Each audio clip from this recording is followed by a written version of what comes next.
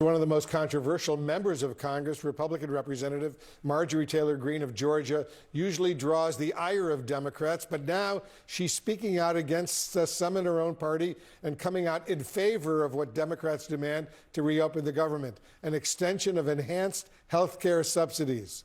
Congresswoman Greene, thank you for joining us here in the Situation Room. We appreciate it. Thank you for having me. Let's start there. Let's start with the shutdown. So you voted for the short-term funding bill, but now you're talking about this health care issue. Help us better understand. Why now? Well, actually, this is something I talked about when I first ran for Congress in 2020, because I grew up in a construction company family. Bought that company after college and retired my parents. And after the ACA was passed, the Affordable Care Act. Yes, the Affordable Care Act, our family's health insurance premium went from $800 a month to $2,400 a month. So I've known about this as a major problem for a long time.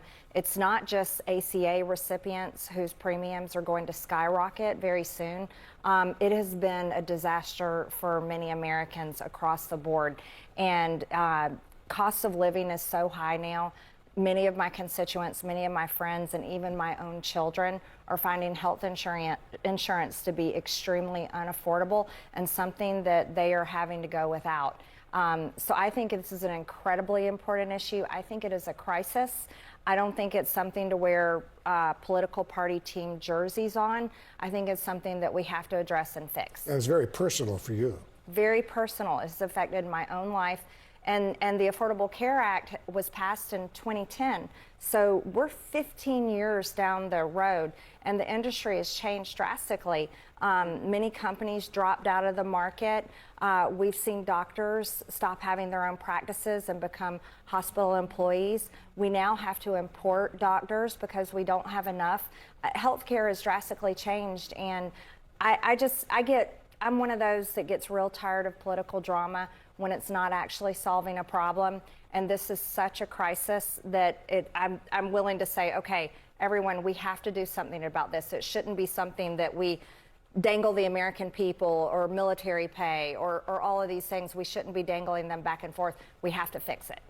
What are you hearing from your constituents right now? And do you have any regrets about voting for that short-term continuing resolution, that spending bill? Thank you for that question. Number one, I am a Republican, and I support the president. I was very vocal about I didn't want to vote for a CR. I want to pass our appropriations. That's our constitutional duty, and I want to bring that taxpayer dollars back to my district. I work hard on that, so that was important to me. But I support the president, and I voted for the CR. Number two, what am I hearing from my constituents? It's great. We track all the calls that come into my office. About 60% of the calls coming in right now are calls of support and saying, yes, health insurance is a crisis. They're telling us stories about how they're already paying $2,000 a month with $10,000 deductibles.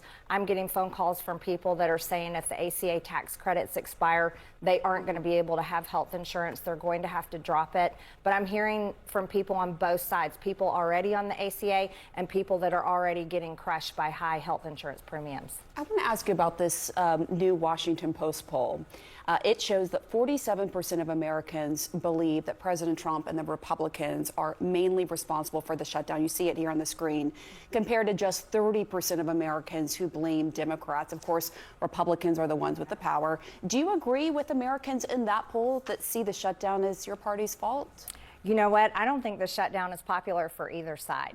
And so I see the shutdown completely different from maybe my party leadership. And I'm not putting the blame on the president. I'm actually putting the blame on the speaker and Leader Thune in the Senate. This should not be happening. And I don't think, look, as a member of Congress, we already have a low enough job approval rating. This shutdown is just going to drive everybody's approval rating that much lower. Yes. But so you're putting the blame on the leadership of your party? Absolutely. We control the House. We control the Senate. We have the White House. I've been vocal saying, you can use the nuclear option in the Senate. This doesn't have to be a shutdown. But what we have to do is we have to work for the American people. And our country is so divided right now. We see it all the time in every single way. It's divided in what I would say very dangerous ways. And we saw that with the recent assassination of Charlie Kirk, which has upset so many people across the board. And look, when it comes to hearing from senior citizens or my own friends and neighbors and my own family members and people that voted for me, and they're just saying, Marjorie, we just really want somebody to do something about health insurance premiums. We really want our government and our leaders to actually focus on our country for a change and fix our problems. That is the message I constantly hear from my district, and I'm a representative. I don't have to be a cheerleader for my party. I have to represent my district because those are the people that hired me and sent me here. And I myself, I agree with them, and I'm pretty much over it's just drama constantly on TV. No offense, because you guys are on television, but that's all that we see in American politics now. You know, there's reporting that President Trump, as you know, recently called at least 2 senior Republicans to ask, and I'm quoting now from these reports, what's going on with Marjorie, end quote. Have you talked to the president about this issue? It's obviously so personal for you. Well, you know, the president has my cell phone number, and he's called me many, many times. So if he wants... Recently? How recent? I don't get into that kind of details, but he knows how to call me, and he can ask me himself. But here's the deal. There's also this, and I'm not blaming you guys, but there is a media narrative trying to say that I don't support the president. I absolutely support the president. I campaigned for him for years. But I'm also an action person, and I want my party to solve problems. And you say he's not getting good advice, though. You told Mani Raju. What specifically? Well, I don't think it's good advice that a government shutdown is going to help Republicans in the midterms. I don't agree with that. I also don't think it's good advice that Republicans ignoring the health insurance crisis is going to be good for midterms. I actually think that would be very bad for midterms. And I think that just not staying focused on America First policies is detrimental as well. Yeah, and on that note, are you concerned about the cost of living? Very. That the President Trump said he would lower? The inflation crushed people in the past 4.5 years, and the costs have not come down. I myself can tell you my apartment here in Washington, D.C., the electricity bill is $100 more than it was last year, because you can look at your own bill and look at cost. Prices have not come down. That is a reality. People's wages have not gone up. That's another reality. And so Americans are continuing to have a very difficult time getting by. And I'll go a step further. I'm a mom. And so when it comes to what is affecting my adult children's lives, who are 22, 26, and 28, I'm going to be 1,000% fighting for them over any politician and any party. And I can tell you right now, that generation, they are barely making it, and they're very hopeless for their future. So you're a mom first, a politician second. That's right. I'm a mom first. That's good to hear. So I want to just ask you also about another issue you've been really outspoken about, and of course that is the Jeffrey Epstein files, wanting to release those. I know Democrats have also been calling for that, a few other Republicans as well. The Democrats are accusing Speaker Johnson of delaying the swearing in of Arizona's Democratic Congresswoman-elect because she would give the last vote needed to release those Epstein files. I'm wondering, you know, the Speaker for his part, he has denied that. He said it's because of the shutdown. Have you spoken to him? Do you think she should be sworn in right away? Well, I'll say it like this. I can't conclusively say if that's why the House is not in session, but the House should be in session. And the House should be in session for many reasons. We have appropriation bills that need to get passed. There is a new Democrat that's been elected that does deserve to be sworn in. Her district elected her. We have other bills that we need to be passing. And if it's to avoid the discharge petition, why drag this out? That is going to have 218 signatures. And so I say go ahead and do it and get it over with.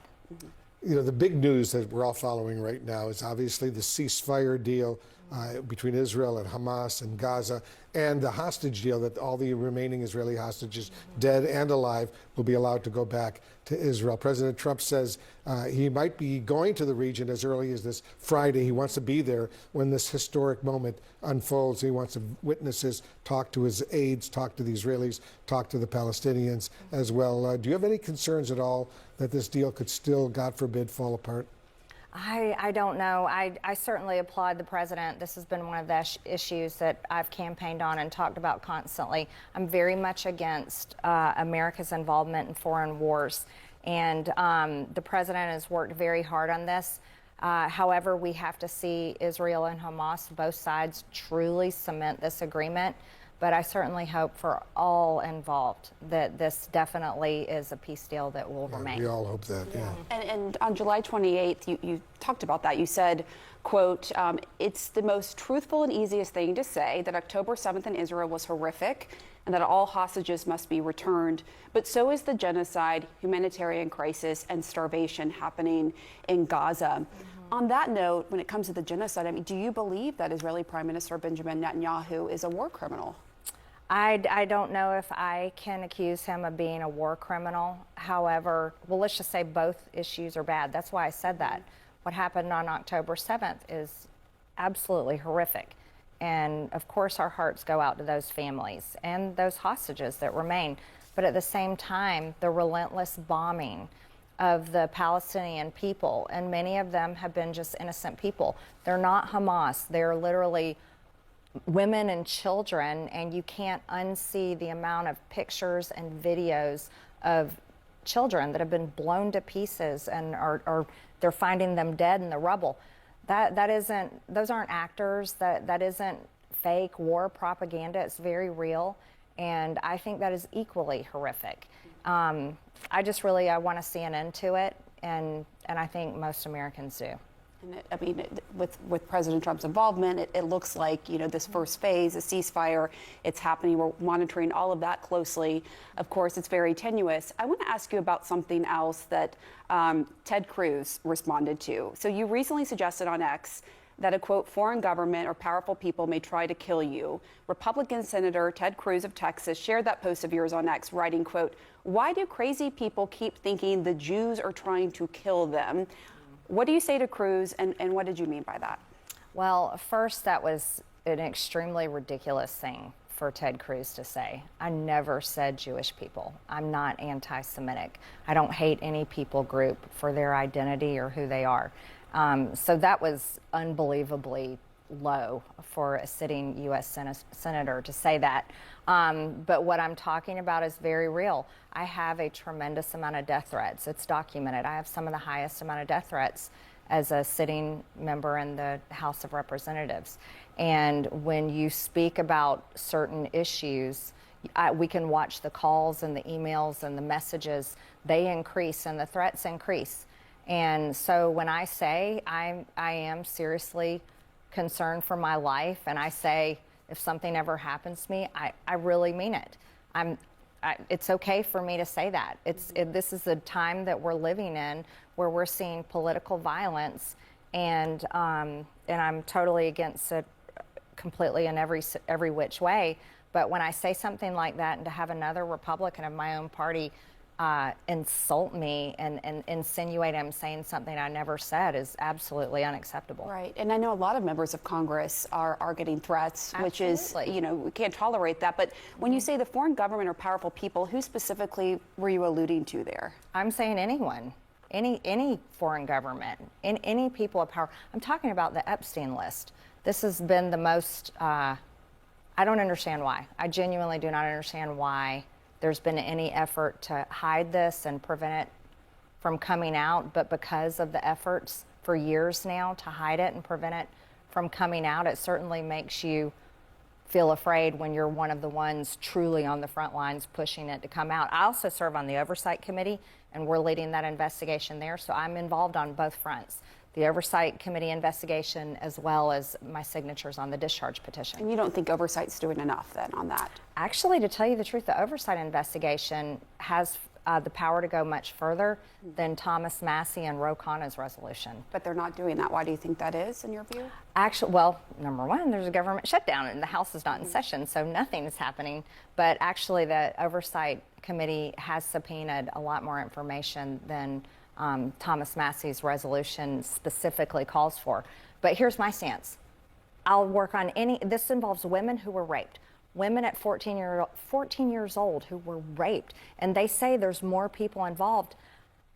I don't know how anyone in their good conscience can be against letting that information come out. So I want to help on any front that I can. You're a courageous politician, but more important, a loving mother. Thanks very much for coming in. We hope you'll come back here in the Situation Room. I would love to. Thank you very much. Thank you very much, Congresswoman. Appreciate it very, very much.